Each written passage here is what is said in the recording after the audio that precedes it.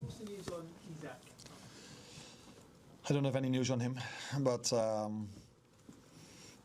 if a player scores and then gets injured and doesn't come back on the pitch, so doesn't try to come back, which is what Conor Bradley, for example, did, but I had to take him off as well because he couldn't go on.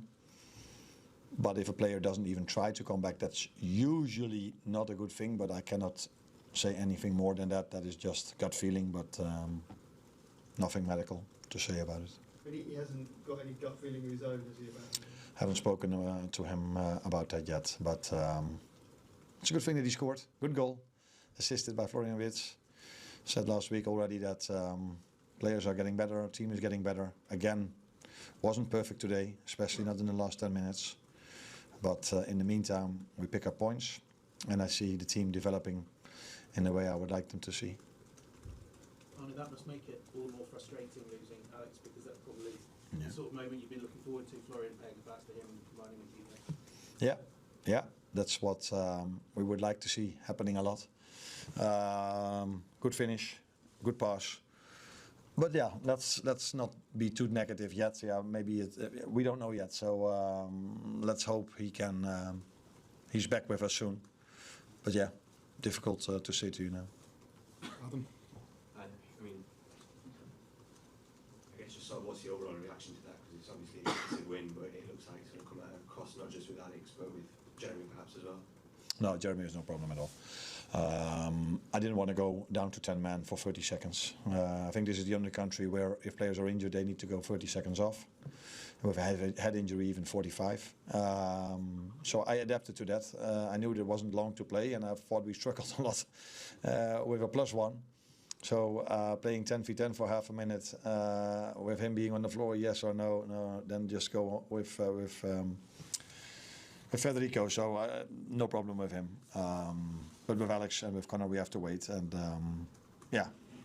you could see our bench today as well, but this is not for the first time in the last few weeks, and we're picking up points, and that's the main thing. We're not the only team that suffers injuries in this period in England, because we play so many games. This is quite normal that teams have injuries in this period of time. Tony? Arne, after all the difficulties, you're nearly top 4 again. I mean, how do you assess where you are and what the last sort of few weeks have been?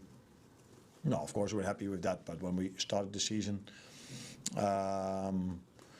it wasn't as if I was thrilled and completely happy when we were top 4.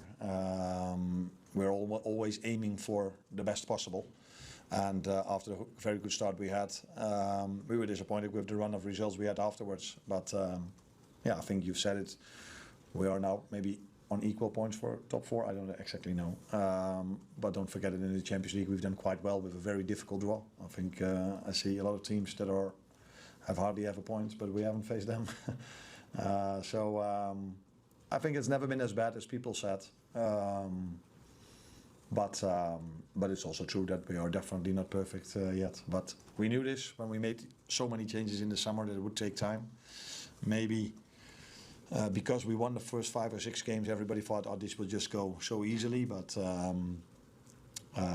as a club, ownership, Richard, Michael, all the other people knew that change could also go with different results, and that is shown to be true. Welcome. Obviously down to 10 men, you were put under a lot of pressure, the same at Newcastle. Can you describe why that happened? I mean, with the numerical advantage, you just look for a bit more composure, or is that just naturally the way the game goes, that the team gets a goal and we start getting a bit of momentum? No, that is definitely true, that last thing. It's always difficult. If I try to explain why it is difficult, then people tell me afterwards, you tell too much to your future opponents. I think it was quite obvious what Newcastle did, and it was quite obvious what Tottenham did, but maybe then I shouldn't say it. But in the meantime, when we had the ball, that was what hurt me the most, because from the 9 minutes of added time which ended up with 10, completely correct by the way, this time. I think they had 95% of the ball. So every time we had the ball, we kicked it away, or we threw it away, or it was unbelievable that we couldn't keep the ball a bit longer. So yeah, then you have to defend for 8.5 minutes. Or 9 minutes, 9.5 minutes.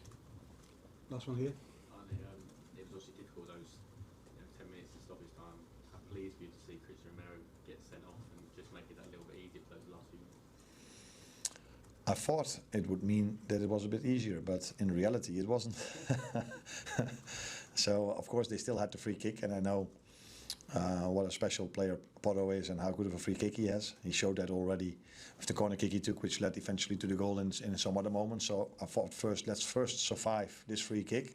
And to be honest, I thought against 9 we will probably be able then to keep them away from our goal. But it looked as if we were down to 9 and they were with 11, because it was attack after attack after attack, which didn't lead to a goal. Both decisions correct.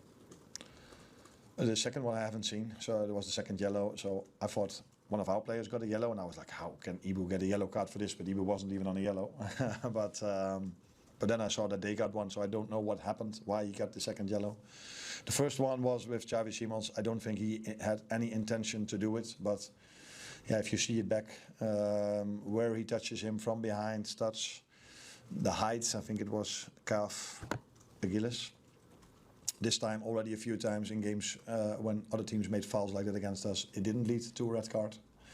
But this time it did, and I think I've seen multiple times that these fouls are a red card. But I've seen this season a few times when other teams made these same fouls against us that it wasn't. So you always rely a little bit on who is the VAR and what does which decision makes the referee.